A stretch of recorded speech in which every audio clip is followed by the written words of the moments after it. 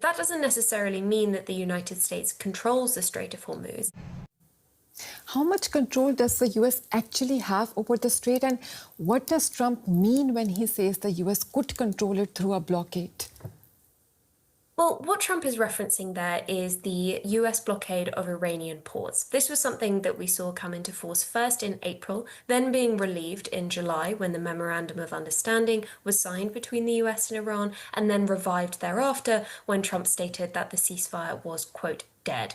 Essentially, what this refers to is the US's efforts to prevent vessels from traveling to or from Iranian ports, essentially attempting to cut off Iran's economic lifeline in the form of its crude oil exports to major trade partners such as China.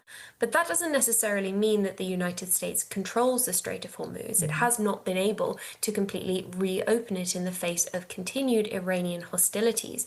It was only a few days ago that we saw two attacks targeting ADNOC vessels attempting to move along the Emirati and Omani coast in violation of Iranian orders to reverse course. So really what that shows us is that although the US continues to implement its blockade on Iranian ports, that does not necessarily mean it has control of the Strait of Hormuz or that it will be able to maintain control of this waterway once a broader de-escalation agreement with Iran is potentially reached.